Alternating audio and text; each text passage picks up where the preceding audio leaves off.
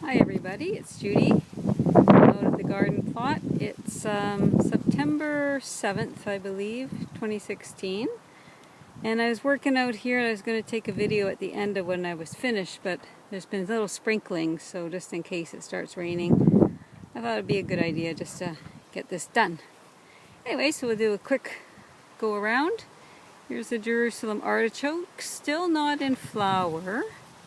So I don't know, I might be chopping them down before they even put flowers on this year. It's funny, when I chopped them down before, midway through the season, they flowered quite readily at the end of the season. So, guess I'm learning. Here is the peppermint, getting near the end. Because of the rain coming, there's hardly any bees out. That is the lettuce and seed. You just see the little flowers here. You just, if I can do this, pop them out, and there's the. Where am I here? Where's my hand? Oh, there I am. See the little black seeds? That will give you leaf lettuce next year. So there you go. Sunflowers have managed to stay up, way up. And I took the seeds off of the tobacco plants. Mostly I've been cleaning up. Here's the Cotinopsis seeds. Maybe I should snag a couple of those for home. I should have a drink of water. If my voice sounds crackly, it's because I'm sort of thirsty, I guess. Look at that beautiful sunflower. Look at that, eh? Pardon me.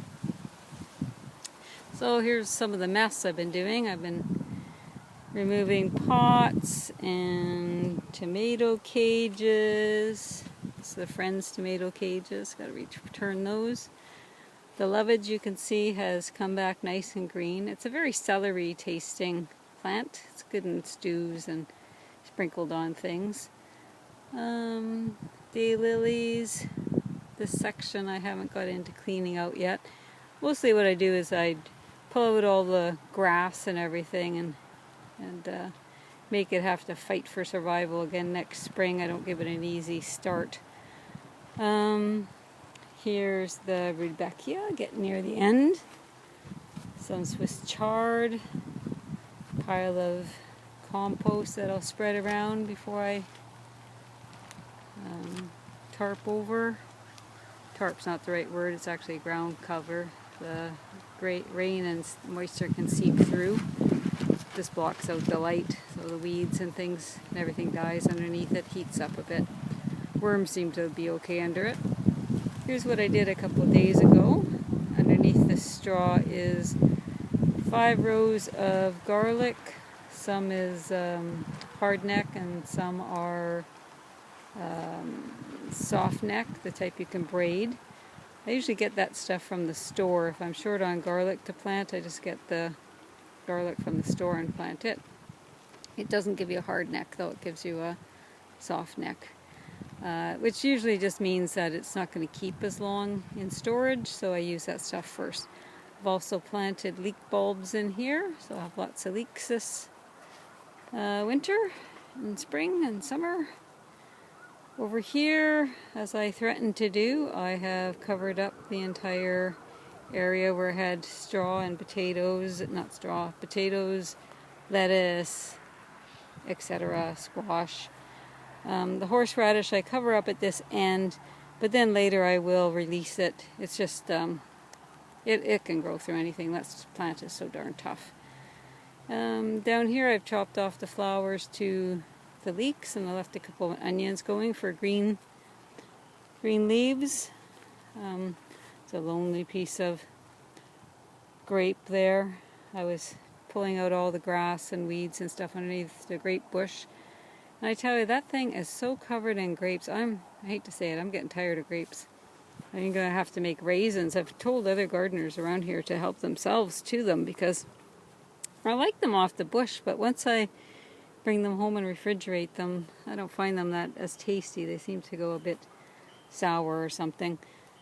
But you can only eat so many grapes, right?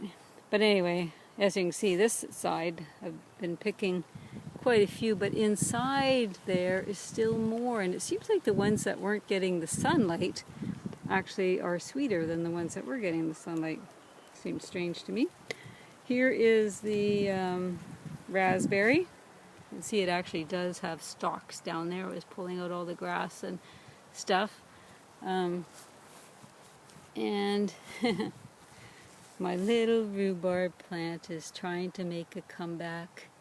It's okay if you don't rhubarb plant. I don't eat a lot of rhubarb, but it's giving it a go, so I'll cheer it on if it decides to enter the world again. So more sunflowers and sort of a mess underneath. I want to really cover this up, but I'm not going to until I've taken down the sunflowers. I won't do that until the birds have had their say on them and everything else, the insects. And but I have to do it before October 31st. October 31st we have a deadline that everything has to be put to bed unless you're raising a winter crop. Oh, let's see if we can get that picture of that bee on there. Can you see him? Oops. No, he's still there. Where is he? There he goes. Working. That's a big one, eh? I wonder if that's a queen. Holy cow, that is a big bee. Wow. Oh, that's huge.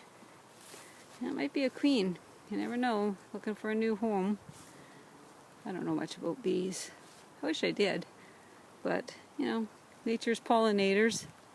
They do a good job here, and I don't mind giving them something to eat. Places to nest. So I've chopped back my poor lady's mantle here. I just did that just before it started raining. It'll come back, another very tough, hardy plant. Oh yes, look in here. Do you see what's missing? The tomatoes and the plastic is all gone. Yeah, I pulled out the last of my tomatoes. Some are green, but I've got enough tomatoes. So, yeah. Even though my garden didn't produce that well this year, you know, I still have enough because I have so much stuff in my freezer from a year or so ago and canned stuff, and yeah, it's a blessing to have a garden, I tell you, especially the price of things now. Now, isn't this beautiful? I don't know why the bees aren't on here. Oh, no, that's not one. This is the sedum, autumn joy, beautiful plant. Again, it's usually a plant that the bees will come on, butterflies will come on. So, anyway, I bought a couple of bales of straw and the black underneath the Jerusalem artichokes there. I'll sprinkle that out before I cover. I did that because with the rain coming, even if I got someone to bring in mulch, this road that runs past my plot gets closed because of people getting stuck down here. It gets quite wet. It's quite marshy actually when it's the wet season. And I'm just going to do a little pan around as I'm talking. So I thought I'll just spring and get a couple of bales of straw. Straw works really well too. It doesn't have weed seeds and stuff in it and seems to last a long time. And as you can see, I get a lot of mulch from my own garden, and I still, you know, I'll have mulch from all these sunflowers that will be coming down and all these Jerusalem artichokes. Like, I will make good use of that. So anyway, folks, take care, and thanks for visiting with me at the garden plot, and I'll probably do another one before I finally shut down the garden. So have a good day. Bye now.